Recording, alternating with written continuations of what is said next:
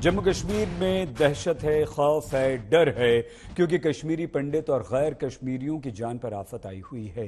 घाटी में हताश और गैर आतंकवादी अब बेगुनाह लोगों की टारगेट किलिंग करके डर का माहौल पैदा कर रहे हैं। लेकिन दूसरी परेशान करने वाली बात यह है कि टारगेट किलिंग को लेकर राजनीतिज्ञ भी एक दूसरे के विरुद्ध अपने अपने टारगेट सेट करने में लग गए हैं। दिल्ली के मुख्यमंत्री अरविंद केजरीवाल कश्मीरी पंडितों के समर्थन में प्रदर्शन कर रहे हैं, तो केंद्र सरकार को कटघरे में खड़ा करने से भी नहीं चूक रहे। लोकतंत्र में प्रश्न उठाना ठीक है, सही है, लेकिन इसकी आड़ में अपनी राजनीति चमकाना गलत। आज हल्ला बोल में बहस इन्हीं सवालों के इर्द गिर्द, लेकिन उससे पहले देखिए हमारी ये रिपोर्ट।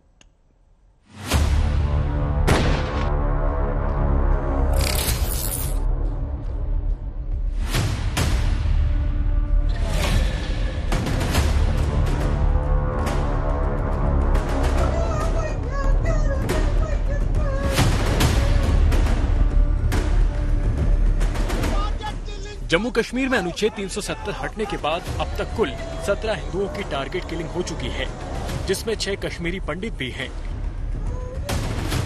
मारे गए बेगुनाहों का परिवार बेसुध है।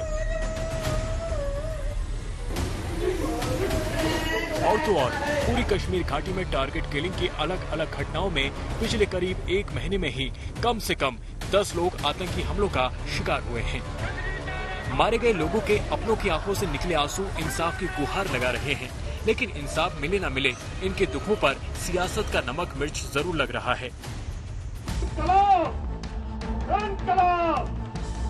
कश्मीर घाटी में रहने वाले गैर मुस्लिमों को लेकर आम आदमी पार्टी की चिंता अचानक बढ़ गई है। दिल्ली के जंतर मंतर पर मुख्यमंत्री केजरीवाल खुद पहुंचे, कश्मीरी पंडितों के प्रति हमदर्दी दिखाई और केंद्र की सरकार को जमकर कोसा। हालांकि बयान पर बीजेपी ने भी पलटवार किया। ऐसा लगता है कि 1990 का दौर वापस आ गया है। एक 1990 का दौर था जब सारा देश कश्मीर को लेकर चिंतित था, और एक अब का दौर है जब सारा देश कश्मीर को लेकर चिंतित है। और इनके पास कोई योजना नहीं है, किसी तरह की कोई योजना नहीं है। जब भी वहां पे घाटी में कोई भी मर्डर होता है तो मीडिया में आने लगता है गृह मंत्री ने उच्च स्तरीय मीटिंग बुलाई। अरे कितनी मीटिंग बुलाओगे यार? ये वही व्यक्ति हैं जब कश्मीरी फाइल्स को लेके ठाके मारते हैं। ये वही व्यक्ति हैं जब बालाकोट की हम लोग एयर स्ट्राइक करते हैं तो उस पर सवाल उठाते हैं। ये वही व्यक्ति हैं जब सर्जिकल स्ट्राइक होती है तो उस पर चुप्पी साध लेते हैं। ये वही लोग हैं जो कश्मीर के रेफरेंडम की बात करते हैं। इसलिए कश्मीर पर आपका क्या व्यू है पूरा हिंदुस्तान जानता है। कश्मीर घाटी में कायर आतंकियों की हरकतों को रोकने के लिए सरकार लगातार एक्शन उठा रही है। शुक्रवार को दिल्ली में गृह मंत्रालय में 3 बैठकों का दौर चला, जिसके बाद फैसला हुआ कि सरकारी कर्मचारियों को घाटी के बाहर नहीं भेजा जाएगा। बदले में उनका सुरक्षित इलाकों में ट्रांसफर किया जाएगा और सुरक्षा सुनिश्चित की जाएगी। अमरनाथ यात्रा तय कार्यक्रम के मुताबिक 30 जून से 11 अगस्त के बीच होगी।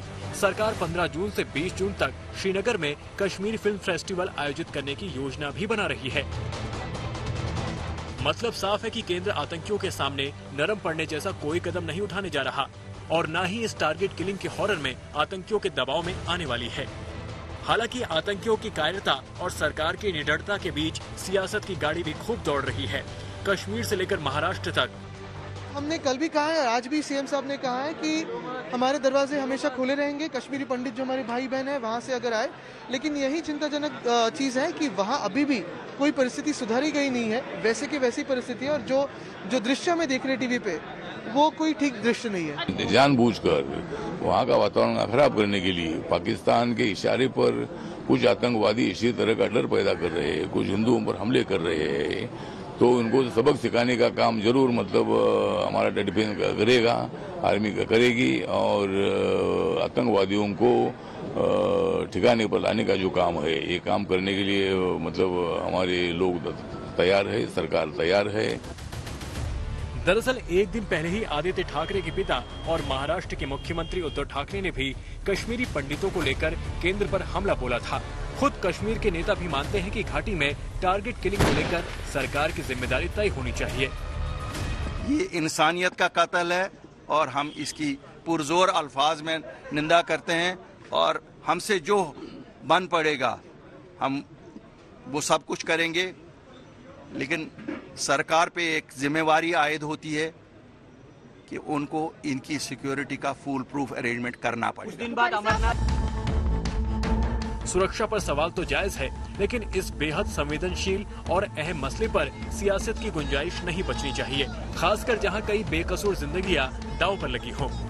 दिल्ली से सुशांत मेहरा के साथ आज तक ब्यूरो।